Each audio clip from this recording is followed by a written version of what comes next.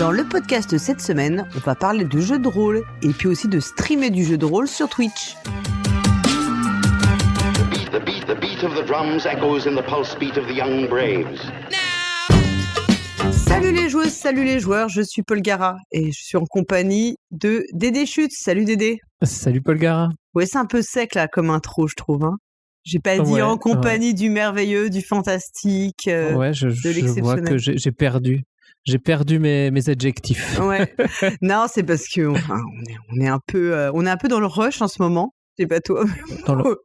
Moi, en tout cas, je suis dans le rush. Je commence le mois de novembre est un mois bien compliqué, je trouve. Bah oui, il faut faire tous les cadeaux de Noël pour pas être dans le rush de décembre. Donc, ah oui, c'est ça. En fait, on dérush décembre pour rusher novembre, c'est ça. Ouais, c'est ça. Ouais. Comme ça, tu peux faire que les soirées pulls moches de Noël en décembre. Tu as plus besoin de penser aux cadeaux. Tu vois, si t'as tout fait en novembre. Ouais, mais c'est surtout que maintenant tout le monde attend le fameux Black Friday pour faire les cadeaux. J'ai l'impression. Non, c'est ça. Oui. Le Black Friday qui a d'ailleurs commencé depuis bien longtemps parce que ça y est, moi je suis envahie de SMS, de mails, de machins m'expliquant que c'est le Black Friday et en fait ça m'insupporte au plus haut point. Je trouve ça hyper anxiogène. C'est le Black November bientôt. Hein. Bientôt Black November. Et en même temps, aujourd'hui, on le dit, on enregistre le 21 novembre et on a vraiment un temps de décembre puisque il neige, un truc de malade. On va repartir en ski. Ouais, peut-être. Ouais. Bah, moi, je pense que je vais essayer de pas sortir de chez moi, surtout. Bon, on se retrouve pour parler de jeux de rôle. Ah oui, pas pour parler météo. Non, pas pour parler météo ni climat. En même temps, la dernière fois, le mois d'octobre, on avait un peu triché parce qu'on avait parlé un petit peu de jeux de rôle et beaucoup de Octogone. Mais là, on va faire une vraie émission, notre vraie émission consacrée aux jeux de rôle. On va reprendre notre petite structure classique, quoi. Et on parlera aussi après, surtout toi, tu vas nous parler de ton expérience avec Twitch. Tout à fait, on va faire ça. On commence un peu par nos news, nos achats, les jeux, enfin les petites découvertes et tout, ou les nouveautés. Oui, alors on peut commencer par un petit achat qu'on a fait ensemble à Octogone. Mais oui. Bah oui, on s'est fait des cadeaux avant l'heure à Octogone. Outre les bières, on a acheté le calendrier JDR. Ouais. Donc 365 aventures. Euros là, non. Non, c'était pas ça, heureusement. Non, c'est pas... voilà, donc avec des petits monstres à combattre tous les jours. Et avoir les meilleurs scores à la fin de la semaine pour battre le boss. Ouais, alors c'est proposé par Sorry We Are French, hein, et effectivement, ça, c'est mieux que le calendrier de l'Avent puisque ça dure une année entière, je trouve, c'est assez cool, quoi. C'est ça. Après, j'espère qu'on aura la consistance de le faire tous les jours pour...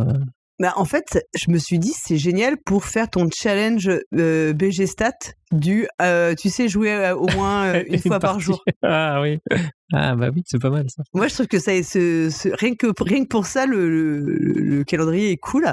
Ouais, non, il faut absolument qu'on tienne, quoi. Il faut absolument qu'on tienne. Et qu'on pourra se faire un petit débrief aussi, si tu veux. Comme ça, à la fin de l'année, on pourra raconter. Voilà, tous les mois ouais.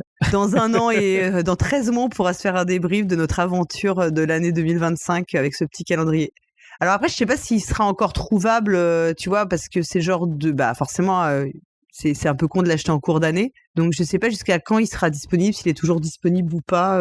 Bah, je pense qu'ils ont fait un print et je pense pas qu'ils vont le reprinter. Donc, mais je crois qu'ils ont déjà annoncé qu'ils en feraient un l'année prochaine. Ok. D'après ce que j'ai suivi, j'ai entendu des rumeurs comme quoi il y en aurait un aussi en 2026. Donc voilà. On espère qu'il y a eu du succès cette année et l'année prochaine pour que voilà ils continuent, quoi. Et puis à un moment donné à Octogone, t'es parti un peu avant moi. Et moi je suis parti avant toi, ouais. Et du coup j'ai acheté quelque chose aussi. Et donc moi j'ai acheté un petit jeu de rôle Authority. J'aime bien le titre. Voilà. Bah on va jouer dans un monde totalitaire. Alors c'est un petit jeu de rôle avec juste quelques cartes. C'est pour nous préparer au futur, c'est ça? C'est en train de m'expliquer. C'est ça. Et en fait, un joueur le MJ sera l'autorité, et les autres sont les hors-la-loi. Et les hors-la-loi ne connaissent pas toutes les règles, tu vois, du monde autoritaire, et du coup, ils vont les découvrir. L'autorité, lui, elle les règles et ils vont le découvrir en jouant. On raconte on décrit le monde, ce qu'on fait, ce qui se passe, et en fait, l'autorité peut dire bah non, ça vous avez pas le droit de faire, c'est interdit quoi. Alors il y a un petit système du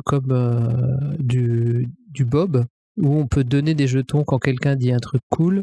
Et après, on peut utiliser ces jetons pour changer les règles. Ah, c'est pas mal ça. Donc ça peut être pas mal quoi. Donc à voir. Je pense qu'il faut le jouer en live dans la même pièce. Ouais.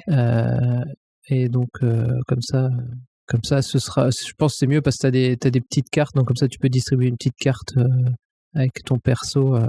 Il faut vraiment qu'on organise notre week-end jeu de rôle. Hein. Oui, il va falloir qu'on fasse ça. On fera ça, les écureuils et tout ça. Ouais, les écureuils il faudra qu'on prépare notre stock de noix, il faudra qu'on prépare Authority. On a on a quand même pas mal de jeux qui seraient mieux en présentiel et ça commence à il va falloir qu'on trouve un week-end pour organiser ça. Hein.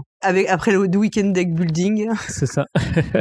Et après, j'ai vu, mais j'ai pas acheté. Il y avait un vendeur qui faisait des livres jeux de rôle reliés. Donc en fait, il avait l'intérieur, c'était les Donjons et Dragons, par exemple, 5e édition. Mais l'extérieur, il avait tout relié pour que l'extérieur soit une belle couverture en cuir, genre grimoire ou un truc comme ça, quoi. Donc, à mon avis, ça devait coûter un bras, mais si tu veux poser ton beau livre de jeu de rôle avec ta couverture en velin ou en cuir ou en imitation cuir, je sais pas trop ce que c'était, mais c'était sympa, un gros grimoire, tu vois, un gros jeu de rôle Donjons et Dragons. Ok, et tu n'as pas acheté? Non, j'ai pas acheté, j'ai même pas osé demander le prix. Ah, d'accord, carrément, tu voulais pas souffrir rien qu'à l'idée. Oui, c'est ça. Et tu t'es pas acheté, on n'a pas acheté de calendrier de l'Avent avec des dés là. Tu sais, ça ils font ça pas mal. Moi, j'avoue que je trouve ça, j'ai un peu du mal à comprendre l'intérêt à titre perso, mais autant acheter 24 dés. Ouais, autant acheter 24 dés direct et puis comme ça t'es tranquille quoi. Et sinon t'as acheté d'autres choses ou pas récemment? Non, en achat, ça s'est arrêté là. Ok, c'est déjà pas mal. On va parler aussi, on l'a dit, on parlera tout à l'heure de Twitch et en fait on va parler d'Actual Play et on en profite pour parler un peu de Roll & Play. Donc Roll & Play, c'est une chaîne YouTube qui propose des Actual Play justement. Et donc ils ont proposé notamment une campagne de Cats la Mascarade qui est tout en anglais et qui est masterisée par Amélie Péchanski. Et vraiment, je mettrai le lien pour aller regarder les épisodes et il y a un trailer et tout. Et c'est très très chouette. Et alors fun fact, moi j'ai regardé et Manaya elle est venue regarder avec moi pendant pendant les épisodes. Et vraiment c'est super chouette et moi j'ai été épatée parce qu'en fait on suit très bien même si c'est en anglais, même si vous êtes francophone, on suit vraiment super bien l'intrigue. Cats la Mascarade, c'est un jeu auquel on n'a pas encore joué nous, mais qu'on a toujours en projet de faire. Et donc voilà, c'est assez marrant pour voir un petit peu, tiens, si vous voulez aller regarder un peu l'idée. Moi, j'ai déjà joué, mais en tant que joueuse. Si vous voulez aller un peu regarder l'esprit du jeu. Et voilà, et puis c'est vraiment aussi des vrais comédiens qui jouent dans Roll & Play, qui apporte aussi cette compétence-là en fait de jouer. C'est pas juste des joueurs et joueuses random, j'ai envie de dire. Enfin, je dis pas qu'il y a une hiérarchie, c'est pas du tout ce que je dis, mais voilà, forcément le roleplay il est encore plus accentué quoi. Toi, tu regardes un peu des chaînes YouTube ou des Actual Play? Je sais que je crois que t'es pas trop friand en fait d'Actual Play, toi. Non, moi c'est pas trop mon truc. Je regarde pas trop. Je regarde pas trop ça. Je trouve que ça dure. Je trouve souvent ça dure un peu en longueur à part si c'est vraiment bien monté. Ouais. Tu vois, les regarder en live, c'est pas forcément toujours ce que je préfère, tu vois. En fait, je pense que déjà je pense qu'on peut faire une différence entre effectivement des chaînes où il y aura du montage derrière et où peut-être que ça va un peu resserrer l'intrigue et ça va éviter effectivement tous les temps un peu longs qu'on peut avoir en partie où on se fait réexpliquer tu sais, où on discute, où on recherche, enfin on essaie de bien comprendre la situation, oui. on fait des comment dire, des plans où on propose 15 milliards de plans pour s'en sortir et tout. Ouais, c'est ça. Déjà, quand tu le joues, des fois, c'est assez long et rébarbatif. J'avoue. Alors, si tu regardes d'autres gens le faire, c'est... Bon, moi, si tu regardes sur YouTube, tu peux faire avance rapide un petit peu. Hein. Après, ce qui est aussi marrant quand tu suis un même groupe de joueurs et joueuses auquel tu t'attaches, parce que ça fait partie aussi du plaisir, c'est que il y a comment dire, un peu toutes les private jokes du groupe. Il y a des choses qu'on retrouve. Moi, je sais que j'écoute un actual play où il y a c'est quasiment tout le temps les mêmes joueurs parce qu'il n'y a pas de joueuse, hein, celui de Jean-Michel Abrassard.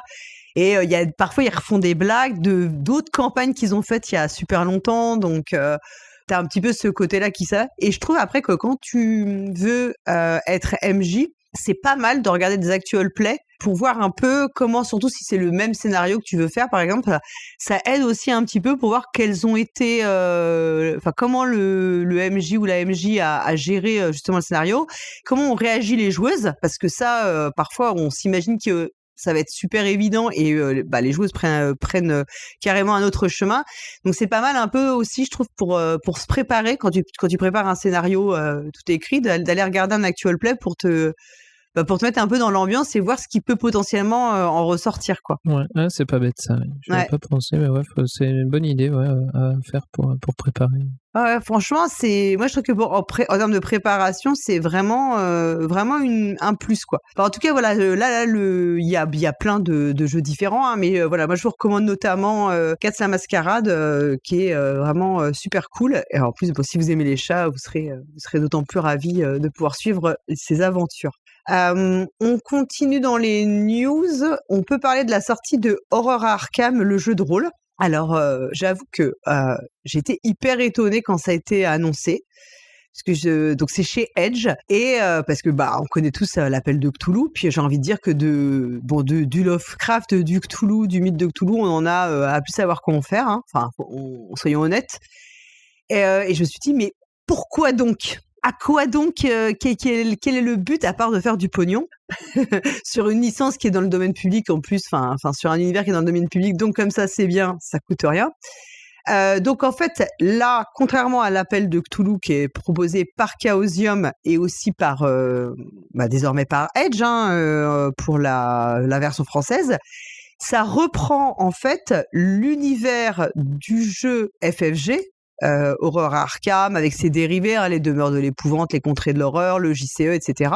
Donc on va retrouver des personnages qu'on a déjà dans ces jeux-là. Et si j'ai bien compris, ils ont mis en place, le jeu fonctionne avec un système assez, je sais pas si c'est original ou pas, mais c'est un système de D6 qui est supposé être orienté plus pulp, parce qu'en fait on va avoir un pool de dés. Donc le système c'est le Dynamic Pool System. On va avoir un pool de dés à utiliser et on va dépenser des dés, parfois sans les lancer pour faire des actions. Donc, par exemple, pour, faire certaines actions, il faudra enlever un dé de sa réserve. Pour d'autres cas, on va faire des tests de compétences, hein. Mais c'est toi qui vas choisir un peu le nombre de dés que tu veux mettre. Et forcément, au bout d'un moment, tu vas faire des arbitrages, entre est-ce que tu veux vraiment réussir ou pas réussir, etc., quoi. Mais je pense qu'il y a déjà des jeux qui ont ce genre de système, hein, des poules de dés. C'est pas non plus révolutionnaire, hein. Non, mais ça permet de juguler un petit peu l'aléatoire, de se dire voilà, si vraiment ce jet de dés il faut que je le réussisse, je prends plus de dés que un truc où on se dit ça peut passer, si ça passe pas on trouvera une autre manière. Mais donc là ils ont sorti je sais pas si c'est un kit d'initiation peut-être, qui s'appelle l'insatiable abysse. C'est pratique à dire ça, l'insatiable abysse. Bon. Beaucoup de voilà, et dans lequel ils fournissent les dés, les fiches de perso, des illustrations. J'ai l'impression qu'il y a aussi une sorte de plateau, des jetons. Enfin, il y a plein de trucs, quoi. Ça fait un peu. Il y a du matériel derrière, quoi. Et j'imagine qu'il y a de quoi vraiment démarrer, parce que c'est vraiment conçu pour les débutants et c'est supposé permettre d'apprendre les règles au fil de la partie, hein, comme tous les kits d'initiation maintenant le font en proposant une montée en puissance, hein, dans les scénarios proposés. Voilà. J'avoue que j'étais pas trop convaincue quand j'en ai entendu parler au début. Maintenant, j'avoue que j'ai une petite curiosité. Je suis pas sûre que j'irai l'acheter parce que j'ai déjà beaucoup trop de livres de l'appel de Cthulhu et ça ferait et puis plus beaucoup de place. Mais je serais assez curieuse d'y jouer malgré tout. Je sais pas si toi ça te chauffe un petit peu ou pas du tout. Ouais, ça me plaît bien. J'avais pas joué au jeu de plateau dont c'est tiré, mais justement ça permet de changer un peu. C'est quand même un univers Lovecraft et il y a un peu, mais sous une autre variante quoi. Ok, t'as jamais joué aux Demeures de l'épouvante, tout ça? Non, c'est des boîtes qui m'ont fait peur. Il y avait trop de choses à faire. Alors, en vrai, Horreur à Arkham ou les Contrées de l'horreur, c'est vraiment... moi, j'ai plus du tout envie de jouer à ces jeux-là. Enfin, je crois même que ça fait partie des jeux que j'ai revendus parce que c'est trop...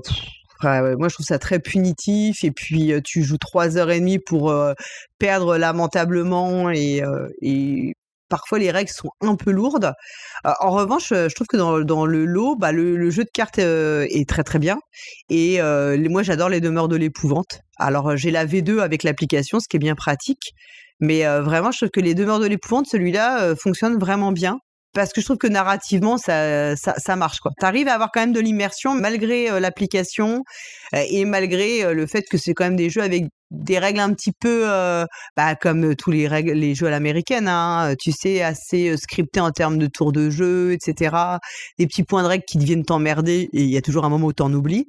Alors du coup, j'aime bien l'univers qu'avait développé FFG. Donc ça me plairait aussi, je pense, de retrouver des persos ultra connus qu'on retrouve de jeu en jeu, quoi. Ouais, je pense que c'est ça aussi c'est l'univers qu'ils ont créé déjà avec les jeux de plateau que tu dois avoir hâte de retrouver, quoi, retrouver les persos, dire ah oui, celui-là il était marrant. Je vais le jouer, des choses comme ça, quoi. Puis il y a des persos, quand je les ai vus, je me dis tiens, ce perso-là, il a ce pouvoir spécial dans tel jeu. Tu sais, tu repenses, tu refais les liens, quoi.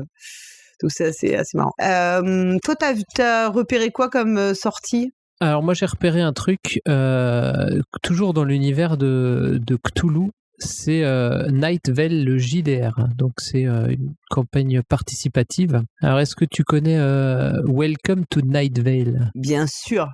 Voilà, le podcast américain. Qui est super bien. Hein. Qui est super bien. Pareil, si vous parlez pas trop bien anglais, s'il faut pas forcément un gros niveau d'anglais pour suivre. Ouais. Non, c'est accessible en fait. Hein. Ouais, c'est assez accessible. Et donc c'est dans une ville un peu où il se passe des choses étranges. Et dans le podcast, donc on suit un animateur radio qui fait son émission de radio quotidienne et il parle des gens encapuchonnés qui se baladent dans les parcs et tout ça. Donc faut faire attention aux lumières dans le ciel et tout ça. Et du coup, ils ont sorti. Alors, ils avaient sorti des romans déjà dans l'univers, et là, ils se lancent dans le jeu de rôle. Donc, ils ont sorti un jeu de rôle où vous pourrez retrouver tous les personnages du podcast, pareil comme dans Horror Arkham, mais on va retrouver les personnages du podcast. Mais je vois que c'est Renegade qui propose ça.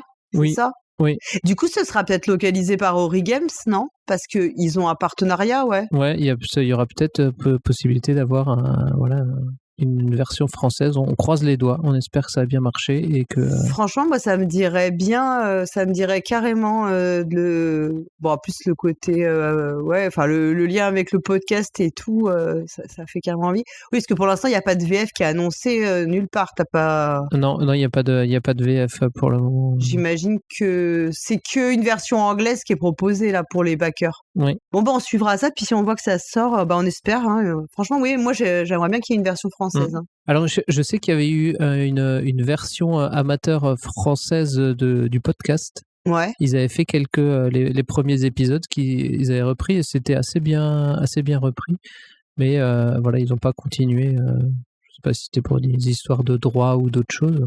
De toute façon, on remettra le lien avec le podcast et puis le lien avec le financement pour ceux qui veulent se lancer en anglais. Et tant qu'on parlait de droit, juste un petit mot j'avais parlé le mois dernier de Ulysse 31. Et ben Ulysse revient et il est donc à nouveau dispo sur le site de Romaric Briand Voilà, et il a pas eu les droits, mais voilà, il a pas eu de menace de pas le de pas le faire. Il a pas eu les droits, mais il a eu le droit de le laisser disponible, quoi. C'est ça, c'était sous-entendu. Et on lui a pas dit oui parce que techniquement on peut pas lui dire oui, sinon il y a des trucs, mais on lui a pas dit non. Donc il a dit je le remets, c'est pas pour les 50 personnes qui vont télécharger ce PDF que ça va faire du mal à la licence. Voilà, donc il le met gratuitement, donc si vous pouvez aller récupérer ça, quoi. Ensuite, nous on a joué, parce qu'on a quand même un peu joué, on a commencé à jouer à Maléfice. Ouais, on s'est lancé. Je suis Gaspard Bonaparte. Oh là là, bah dis donc, avec un tel patronyme. C'est ça. Tu es empereur ou pas du tout? Non, aucun lien, je suis fils unique. Et puis tu es antiquaire en vrai. Je suis antiquaire en plus. Donc Maléfice, c'est un jeu qui avait été publié pour la première fois dans les années 80 chez Descartes. Et puis qui est ressorti il n'y a pas si longtemps chez Arcane Asylum. Je crois que c'est la version, la V4 en fait, du jeu. Donc c'est un jeu qui a pour cadre la France de la Belle Époque. Donc c'est grosso modo fin du 19e, début du 20e. En gros, ça s'étale pendant la première partie de la Troisième République. Et on va avoir un mélange de superstition, de science, mais aussi de toute la grande vague du spiritisme, un peu ésotérisme qui a connu l'Europe et les États-Unis à cette époque. Et donc, il y a quand même du mystère et de l'irrationnel, un peu de surnaturel, etc. Et c'est un jeu qui est assez simple mécaniquement. Voilà. Et c'est un système de D20. Je dis pas de bêtises, hein, c'est ça, on a joué à D20. Hein. Oui. Donc c'est un système de D20. J'ai eu peur d'un coup. Avec quelques attributs, et on a aussi tout ce qui est on a spiritualité et rationalité. On peut avoir des tests à faire dans ces deux compétences, et selon le résultat on va perdre ou gagner des points dans les compétences. Et surtout, ça c'est super cool, on va utiliser également le jeu du destin, en fait, qui est un jeu de tarot qui reprend un peu l'idée du tarot de Marseille, le tarot divinatoire, mais qui a été adapté pour le jeu, dont on va se servir pour la création de personnages, mais aussi dont on peut se servir de façon narrative pour faire certaines résolutions, et aussi pour les fameux jets de rationalité, spiritualité.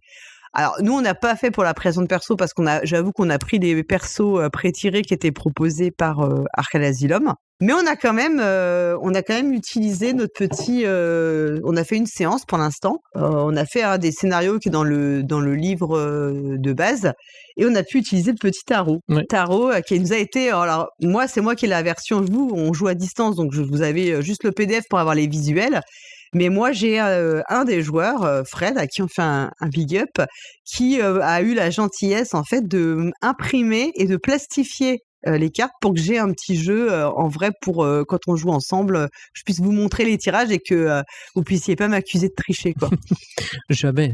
T'as pensé quoi du jeu pour l'instant? Ouais, moi j'ai bien aimé l'ambiance des années folles là où Belle époque, attention. Belle époque. Ah oui, c'est après les années folles. Pardon, je me suis embrouillé. Attention, je connais des profs d'histoire qui vont te reprendre sinon. Ah oui. Ah, ils ont l'habitude. Oui, donc voilà, avec un peu de mystère quand même, c'est toujours sympa de pouvoir prendre des calèches aussi. Ça change de l'ambiance actuelle, mais oui, c'est sympa. Et puis on joue à Paris, donc c'est un peu classe à cette époque-là, quoi. Oui, du coup, ça m'a fait réviser le 7e arrondissement, ou pas du tout, j'étais pas du tout au taquet. Mais oui, c'est marrant, oui, parce que du coup, il y a aussi des références à des lieux réels et tout, en fait. On peut se projeter, en fait, dans le vrai Paris. En fait, ça reprend potentiellement des lieux et tout, donc c'est assez rigolo, ça. Ouais, non, mais j'ai bien aimé. On va voir ce que ça donne par la suite, quoi, notre enquête. Oui, moi j'avoue que c'était un jeu que je n'avais jamais joué ni en tant que joueuse ni en tant que MJ, donc c'était un peu, je me lance un peu avec vous, quoi, à ce moment où, tu vois, où je découvre complètement. Mais comme le système est léger, ça va. Ça se veut quand même narratif, ce qui nous convient plutôt à nous. Et puis voilà, moi j'ai trouvé que l'ambiance était assez cool, et on est tout au début, donc pour l'instant on est au début des mystères. Enfin, il n'y a pas encore eu de grands moments. Oui, voilà. Mais je pense qu'on en parle. Si ça nous plaît, parce qu'en fait, il y a 3 scénarios qu'on peut faire. Ça fait comme on va dire une très mini campagne, mais c'est plutôt 3 scénarios isolés qu'on peut qu'on peut relier. Donc si ça nous plaît, on pourra faire les 3, puis après on pourra en discuter un peu plus en détail une fois qu'on sera un peu plus rentré. Mais ouais, je trouve que l'utilisation du tarot c'est assez chouette, et puis les cartes sont assez jolies. Évidemment, j'imagine que d'y jouer en vrai, ça doit, à part pour cet aspect-là, ça doit être beaucoup plus cool parce que Oui, pour voir voilà. Tu peux tendre la carte. Ouais. Et c'est vrai que c'est une période qui est marquée par tout ce qui est le spiritisme, l'ésotérisme et tout. Et c'est sûr que ça, du coup, le fait d'utiliser un tarot divinatoire, ça cadre bien avec cette ambiance-là, quoi. Bah, si on joue ensemble, je mettrais mon costume Belle Époque alors. Oui, bien sûr. Ouais, ça va nous faire un peu de frais de costume quand même. C'est ça.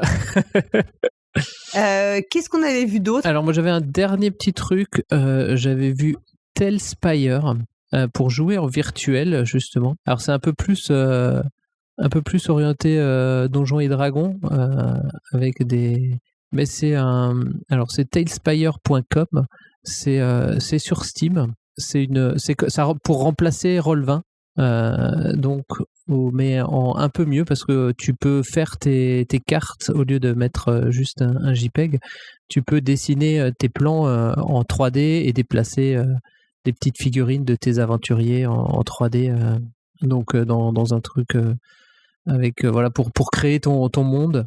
Donc après, ça demande, je pense, un peu plus de travail de OMJ, de bien préparer son monde. Mais le rendu, quand on regarde les petites vidéos sur le site, le rendu est quand même assez impressionnant, quoi. Et ça permet de lancer des dés aussi dedans, quoi. Donc voilà, si vous êtes motivé, que vous recherchez vraiment une immersion limite jeu vidéo, voilà. Pour vos parties. Mais bon, après, voilà, c'est plus orienté, voilà, Porte-Monstre Trésor, Donjons et Dragons classique, quoi. Moi, je t'avoue que parfois, je me dis que c'est vachement d'investissement pour tout préparer, mettre tout le setup sur les outils comme Roll20 et tout. Et qu'en fait, on peut quand même vachement s'en passer, hein. Non ? Oui, bah après, ça dépend ce que tu viens chercher. Si tu viens chercher les jets de dés, les trucs, l'optimisation de personnages, c'est sûr que c'est mieux d'avoir ta fiche, voilà, avoir un outil pour faire ça. Après, ouais, j'avais vu sur Instagram des gens qui font pour leur partie de Donjons et Dragons, il a une grande table et il fait le décor de la ville avec des décors, tu vois, des décors de jeux de figurines, tu vois, et il joue là-dedans, quoi. J'avoue que c'est ouf. Non, mais j'avoue que ça doit être ouf, quoi. Mais t'es vraiment ouf, mais c'est du travail, quoi. Ouais. Je pense aussi. Faut avoir du temps. Voilà, je pense que j'aurais jamais le temps de faire ça. Et puis au bout de, tu sais, au départ, t'as vachement d'enthousiasme. Et puis progressivement, au bout d'un certain temps, tu commences à dire, bon, en fait, ça me saoule, on va arrêter. C'est un peu comme, de sliver ses cartes. Au départ, tu dis, oh, ça va être super. Puis à un moment, tu commences à dire, en fait, ça me fait super chier. Bref, vous comprendrez que moi, je suis quand même team flemmarde, voilà, pour ce genre de choses. Ouais, et puis toi, tu fais tout, tu montes, tu fais toute la ville, et puis tu dis, bah, vous arrivez en ville, et les joueurs disent, ah bah non, mais on va aller ailleurs. Okay. Ok, bon, super. Attendez, on revenait dans 2 heures, je vais refaire le... Mais n'empêche que moi, j'ai encore un module de Donjons et Dragons du tout début, qui se passe dans une ville, et où tu avais des petites maisons à découper et à monter pour faire les rues de la ville, avec des petits persos en carton, tu sais, que tu repliais, donc c'était, il n'y avait pas de figurines, et tu les mettais et tu pouvais montrer aux joueuses où elles étaient exactement et tout. Et ce scénario-là, en fait, je crois que je l'ai fait quand j'étais très jeune, puisque voilà, moi, je jouais Donjons et Dragons à l'époque quand j'étais vraiment... tu vois, 10-11 ans. Donc, j'avais dû faire ça très mal. Et je me dis toujours que si on fait notre week-end jeu de rôle, j'aimerais bien qu'on le refasse, tiens. En plus, il était assez cool. C'était un peu axé... c'était pas Porte-Monstre Trésor du tout. C'était une ambiance plus intrigue politique, tu vois. Celui-là, je l'ai pas comme l'autre... que j'ai perdu là, tu sais, qu'on m'a jamais rendu surtout. Bon, je retrouverai la secte masquée. Je raconte toute mon enfance à chaque fois. C'est ça. Et alors d'ailleurs, il y a un sujet avant qu'on passe sur notre grand sujet.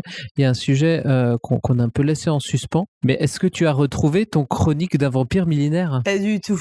Alors, absolument pas. Les auditeurs et auditrices sont... Ah là là. L'enquête continue alors. L'enquête continue, aucune piste, personne ne s'est manifesté. Donc, en fait, je suis en train de me demander si je ne l'ai pas emmené en vacances et oublié à l'hôtel. Et ça fait plusieurs fois de suite là que je perds des choses. Et ça me fait un peu peur parce que c'était pas du tout ça m'arrivait rarement, sauf oublier ses maillots de bain quand tu pars de vacances. Ça on l'a tous, ça nous est tous arrivé. Parce que tu le mets à sécher en partant, puis en fait tu pars, tu vas pas regarder sur la télé où t'as mis ton maillot de bain. Bon, ça m'est arrivé quand même un certain nombre de fois. J'ai oublié un bouquin dans l'avion, tu sais, dans la pochette qui est devant toi. J'ai perdu ça, je suis sûre que je l'ai perdu en vacances. J'ai perdu ma gourde aussi en vacances. Je sais pas ce que j'en ai foutu. Et par contre, ça va, t'as pas perdu tes enfants ou ton mari? Non. Par contre, j'ai perdu un collier en or à l'hôtel, je pense à Berlin. Je l'ai oublié dans la salle de bain de l'hôtel à Berlin. Dame Ned. Là, je l'ai un peu mauvaise, quoi. Ouais. J'ai pas osé le dire à personne. C'est bien, pour ça que je le dis ici. J'ai pas osé le dire à ma mère parce que c'était un cadeau de ma mère. Et, comme elle m'écoute pas, heureusement, elle n'en saura rien.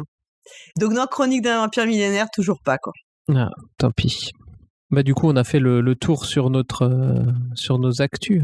Ouais, on va pouvoir parler un peu du thème qu'on a choisi d'aborder, puisque en fait, c'est un peu toi qui l'as lancé, puisque tu t'es lancé sur Twitch. Oui. Et tu proposes en fait le jeu de rôle solo dont tu nous avais parlé, Lignée Royale.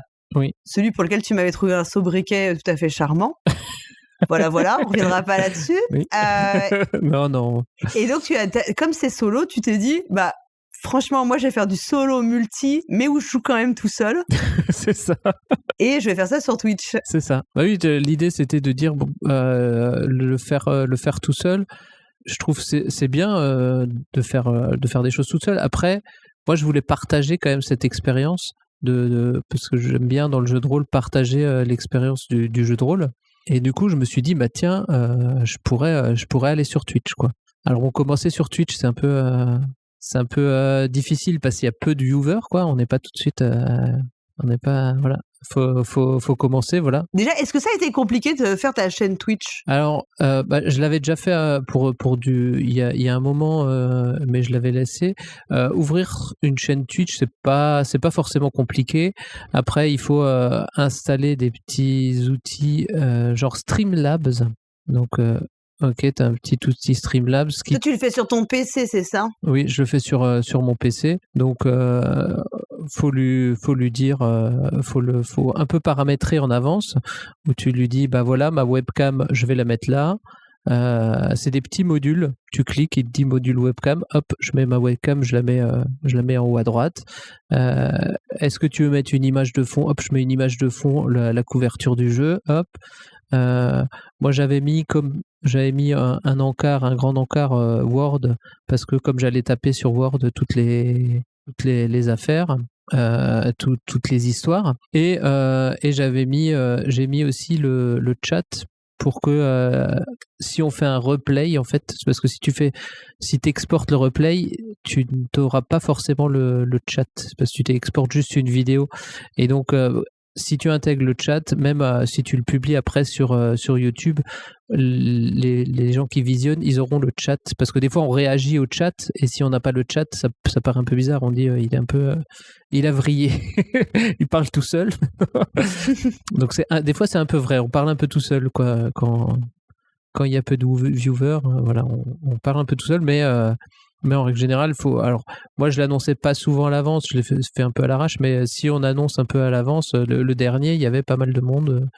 Il y avait, on était une petite dizaine. Ah ouais, quand même, c'est pas mal. À me donner des trucs, voilà, c'est pas mal pour commencer. Parce que toi, tu fais pas façon. En vrai, on sait que tout ce type de format, en fait, pour gagner de plus en plus de viewers et viewers, il faut faire des trucs réguliers avec C'est un ça. planning un peu fixe. Enfin, c'est ça on dit que c'est ça qui garantit en fait d'avoir des gens qui reviennent et tout parce qu'ils savent que tel jour à telle heure ils ont ce rendez-vous. Ouais, j'imagine que Voilà, c'est soit le rendez-vous, donc c'est-à-dire tous les lundis, on va se retrouver à la même heure pour faire ça. Ça marche. Ça marche bien pour après, voilà, les gens qui sont là le lundi disent ah oui, on va se retrouver le lundi prochain. Et puis voilà, il y a une émulation au fil des semaines. Ou ce qu'on voit aussi pas mal, c'est les gens qui ont un peu moins de temps et qui du coup publient en début de semaine genre un planning ouais. en disant bah là je vais twitcher mardi et jeudi. La semaine suivante, tu dis ah ben là ce sera plutôt que vendredi parce que voilà, la vie, voilà, il y a des choses à faire. Oui, on a des contraintes et tout quoi. Donc Ouais. voilà, c'est ça à faire. Et après, comme les gens s'abonnent, si quand tu lances un Twitch, les gens reçoivent les notifications et des fois passent comme ça, même s'ils avaient rien de prévu, ils disent ah bah tiens, Je viens faire un petit coucou et tout. il y a machin qui est en live, je vais faire un coucou. Et comment dire, t'as fait combien de séances depuis que t'as commencé? J'ai fait 4 ou 5 séances, je crois. Et t'as noté une progression de ton audience du coup? Oui, c'était. Il y avait un peu plus, voilà, il y avait des gens réguliers qui me suivaient et qu'on retrouve, voilà, au fil des aventures. Et donc les replays sont visibles sur ta chaîne Twitch? Pas totalement parce que non, parce que en fait pour avoir les replays, il reste 15 jours. Donc là vous ne les aurez plus. Ok. Et j'en ai pas forcément tout téléchargé, donc voilà, faut les télécharger dans les 15 jours si tu es une petite chaîne et parce qu'ils squattent pas, voilà. En fait, ils encouragent les grosses chaînes. Donc pour avoir une grosse chaîne, faut avoir streamé tant d'heures dans le mois, avoir tant de gens qui follow ta chaîne. Donc c'est pour ça, plus après t'es gros, plus ils te laissent les replays, t'as des trucs de replay plus longtemps ou des choses comme ça. Plus enfin, ils encouragent les grosses voilà, à faire beaucoup pour que tu fasses grossir aussi leur plateforme, quoi. Et ils te proposent de monétiser tout automatiquement ou ça c'est pas une obligation? Enfin, tu t'en fous quoi. Ils proposent, tu as toujours les abonnements où les gens peuvent payer pour s'abonner et ou avoir des pubs avant le départ, mais tu touches pas les pubs, en fait, tu touches pas grand chose. Enfin, moi j'ai jamais rien touché dessus. Et je pense qu'il faut voilà, ouais, je fais pas ça pour l'agence. Tu fais pas ça pour l'argent, hein. Oui, ça se saurait. Non, C'est pour la gloire de ta lignée. c'est ça. Mais oui, c'est ma gloire de ma lignée royale. Non, voilà, c'est c'était plus dans l'esprit de partager un peu le jeu de rôle, le faire connaître, comme j'en avais parlé ici.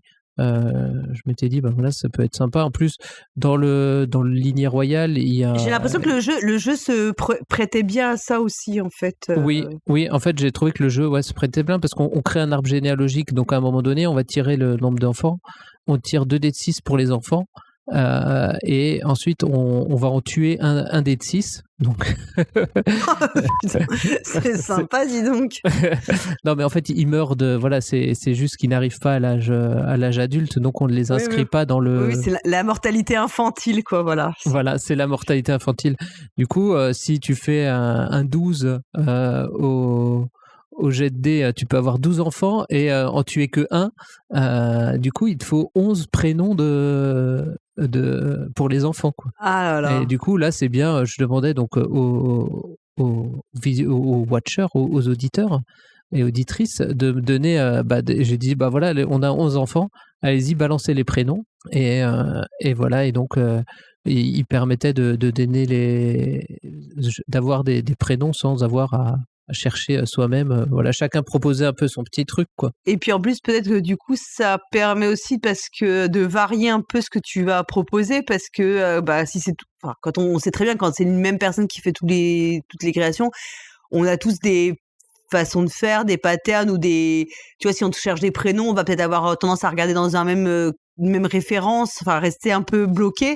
Et l'avantage, c'est d'avoir plus de personnes, c'est d'avoir plus de diversité aussi dans les propositions, quoi. Voilà, et là c'était pareil, c'était dans les propositions, à chaque fois il se passe une action et c'est de souvent il a dit qu'est-ce que vous faites il se passe ça et qu'est-ce que vous faites? Et alors, on pose la question au chat et je trouve que du coup, le chat est plus investi parce que quand tu es seul comme ça à faire un truc face au chat, bah, le chat, il te répond et du coup, tu interagis plus que justement dans les Twitch de genre Roll and Play où ils sont 4 à interagir avec un MJ. Si en plus, faut qu'ils regardent le chat, il y a... C'est-à-dire que je pense que la fonction est pas la même. C'est-à-dire que dans l'actual play classique, tu vas le regarder comme tu regarderais une série ou un film. Enfin, c'est vraiment, plutôt dans une position de spectatrice. Alors que là, ce que je comprends, c'est que tu participes plutôt à une histoire interactive, finalement, même si tu vas pas communiquer de la même manière et que voilà, au final, c'est toi qui tranche, enfin, t'as le dernier mot entre guillemets. Oui, c'est ça. Mais effectivement, ça veut dire qu'on va peut-être plus rentrer plus facilement dans l'histoire parce qu'on va être aussi, on va participer, quoi. On est un peu plus acteur, quoi. Ouais. Ouais, voilà, et donner, je pense que ça pour le jeu de rôle solo, c'est pas mal. Bah ça, voilà, ça, les gens sont un peu plus investis. Ils disent ah ben ça c'est le nom. Ils voulaient savoir. J'ai un des viewers qui m'avait dit ah mais alors qu'est-ce qu'il est devenu mon roi dont j'ai donné le nom là. Je dis bah, comme tous les rois, bah il est mort. Hein. Il a fini par mourir. Il y a pas de secret. Ouais, c'est ça. Ouais. Et du coup, après, en plus, effectivement, je pense que quand c'est le genre de format où quand tu suis tous les épisodes, t'as vraiment t'as l'impression d'avoir fait l'aventure avec la personne qui joue, quoi. Enfin. Oui, c'est ça. Ouais. Et donc, après, c'est aussi surtout, tu peux, tu faisais voter les gens ou pas, si t'avais des décisions à prendre ou comment ça se... Parce qu'en fait, moi, il se trouve qu'à chaque fois que t'as fait ça, je ne pouvais pas regarder. Je pense que tu l'as fait exprès pour pas que je vienne bien sûr. râler sur le Paul Garal l'ivrogne potentiellement. Mais ouais, tu peux faire voter les gens aussi. Oui, je sais qu'il y a des fonctionnalités de chat, mais j'étais plus proposer des trucs. Après, je leur demandais s'il y avait 2 idées. Je dis bon bah qu'est-ce qu'on fait et voilà, si après il faut pas non plus laisser trop de temps parce que sinon ça tire en longueur aussi, quoi. Donc il faut faut prendre les idées, dire ah oui ça c'est pas mal, ah ça c'est encore même mieux, on va prendre ça, allez hop. Alors, être plus dans l'arbitre, c'est quand même moi qui anime le truc, mais ça permet d'avoir des idées et de répondre aux sollicitations. Je trouvais que c'était plus interactif, quoi, que... Ouais. Puis j'ai l'impression aussi que du coup, il faut que ce soit dynamique aussi, hein, pour éviter, comme tu disais, tous les écueils qu'on peut avoir parfois ou d'atermoiement dans le jeu de rôle où on se pose des questions. Là, en principe, en solo, c'est plus. Mais comme tu fais participer des gens, il faut que ça reste dynamique, donc faut que tu imposes un peu un rythme aux échanges, quoi. Oui. Non, mais écoute, mais je pense qu'effectivement, c'est pas mal. Les jeux de rôle solo, je pense que ça se prête bien, ce genre d'expérience, effectivement, ouais. Oui. Bah, je vais peut-être réessayer avec Colosse, là. Ah, je croyais que tu allais dire avec le Chronique d'un vampire millénaire que j'ai trouvé par hasard. Que j'ai volé chez quelqu'un. Mais oui, ok. Oui, tu voudrais faire avec Colossal aussi, ouais. Ouais, voilà. Après, je sais pas si ça se prêtera aussi bien, mais on va essayer. Je vais essayer si j'ai un peu de temps en début d'année plutôt, parce que en décembre ça risque d'être un peu compliqué. Je note, rappelez-moi début d'année de faire ça. Je te reposerai la question pour l'émission de janvier, pour savoir si tu as commencé. Et donc toi, tu avais aussi une expérience de jeu de rôle sur Twitch un peu différente. Ouais, moi j'ai participé à un actual play. Alors ça remonte déjà un peu parce qu'en fait on n'a pas pu jouer mardi, on a eu un problème de son. Donc j'avais joué à Aventure à Plume sur la chaîne Twitch de l'Appel. Donc c'est une chaîne qui a été créée par 4 personnes, donc je vais les citer, le Canard Vert, Neftali, Murphy et Ulver, donc qui feront découvrir du jeu de rôle sur Twitch, et du coup ils ont aussi, parce que souvent t'as aussi une chaîne YouTube pour proposer justement les vidéos pour la suite, pour la suite sur le long terme en fait, puisque comme tu le disais, au bout d'un moment les replays disparaissent, et donc on avait joué à Aventure à Plume, qui est un jeu de Côme Martin, dans lequel on incarne des volailles, très inspiré d'une bande de canards dont on ne citera pas le nom parce que il y a pas, la licence n'est pas là, mais c'est assez l'esprit et qui est très très très très cool comme jeu. Là, c'est vrai que c'est plus entre guillemets pro par rapport à ce que tu expliquais, parce que il y a vraiment tu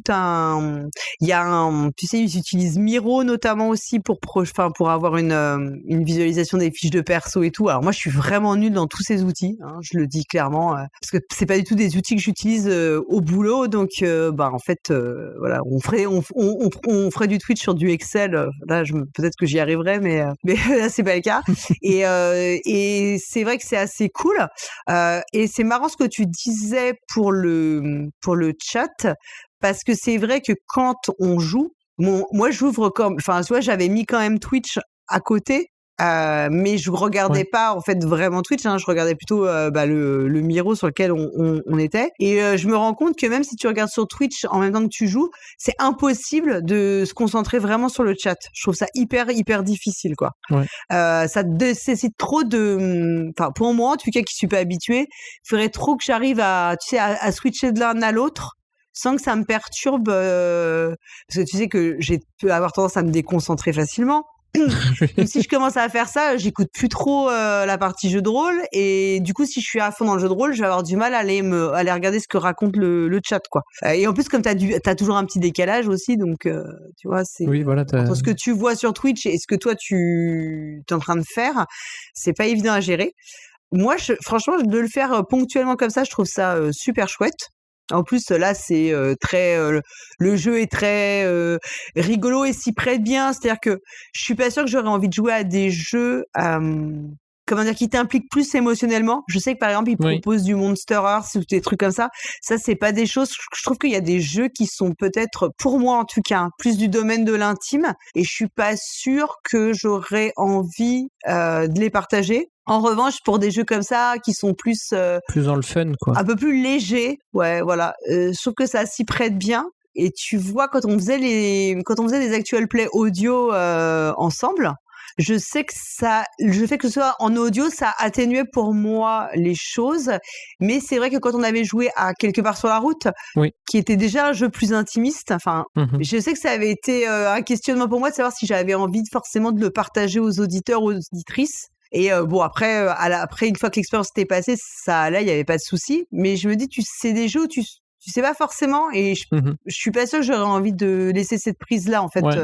En plus, après, ce qu'on avait fait nous, c'est qu'on avait enregistré et on l'avait diffusé par la suite. Donc s'il y avait eu des choses trop intimes ou trop trucs, on aurait pu soit couper, soit dire non, finalement on le diffuse pas.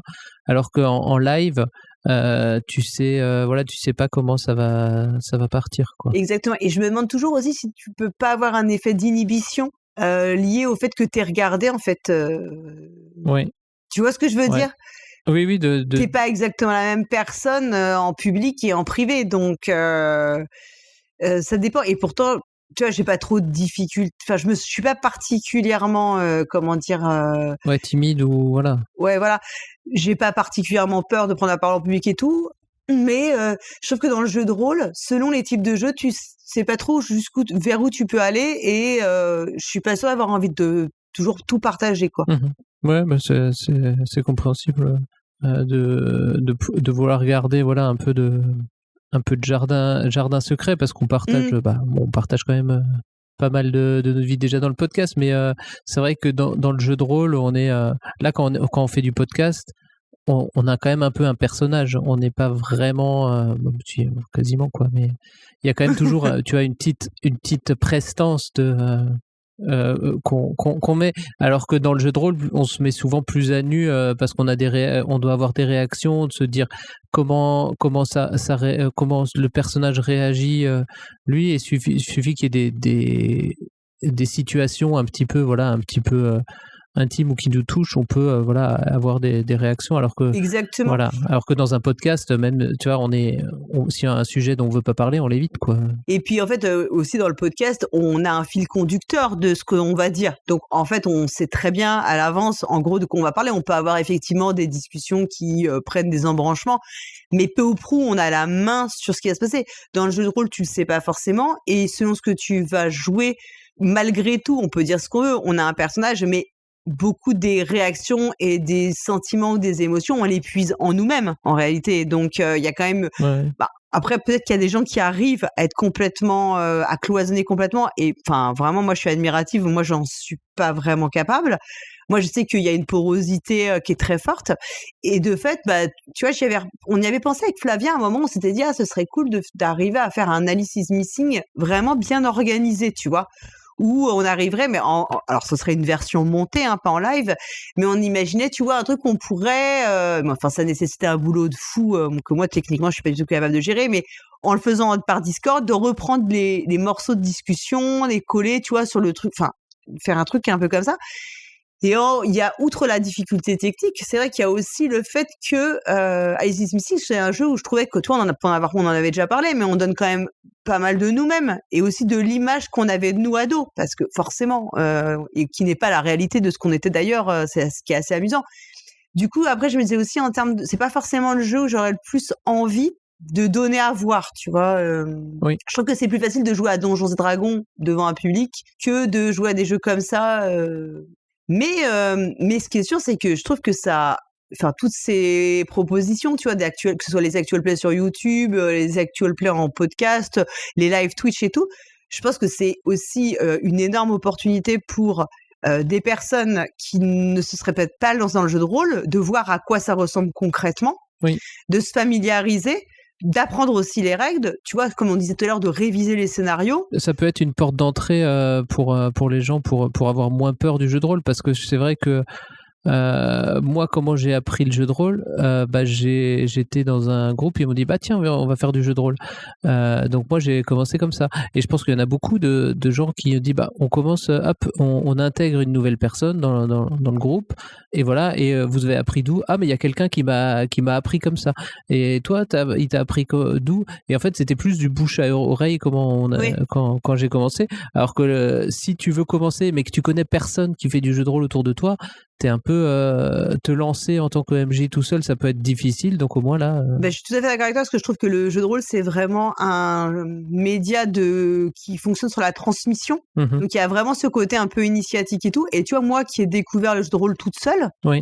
moi j'aurais adoré à 9-10 ans, à 9-10 ans, pouvoir regarder des actual play et tout pour comprendre vraiment ce que je devais faire, parce que moi c'était ultra expérimental, je l'avais raconté, hein, mais moi au début je faisais jouer mes grands-parents, donc autant dire qu'ils connaissaient rien au jeu de rôle.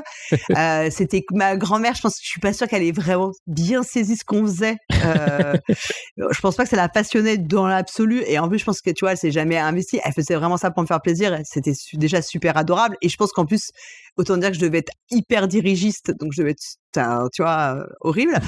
Et après j'ai joué avec mes copines en CM2, et c'est pareil, personne n'avait jamais joué au jeu de rôle de sa vie, donc c'était totalement, je pense que on faisait n'importe quoi en fait, hein. C'était une image, c'était ce que j'avais compris du jeu, et c'était un truc un peu, et puis il y avait pas du tout à l'époque, enfin tu vois, il y avait pas d'internet, de machin, t'avais pas moyen de t'informer, quoi.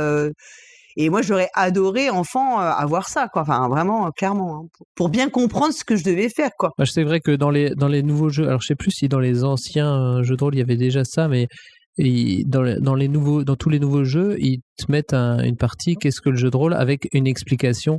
Paf, le MJ dit ça, machin répond ceci, machin répond cela, et le MJ fait ceci et cela. Il y a voilà, une petite explication qui, je crois, dans les premiers jeux de rôle n'était pas aussi clair que ce qu'on fait maintenant, quoi.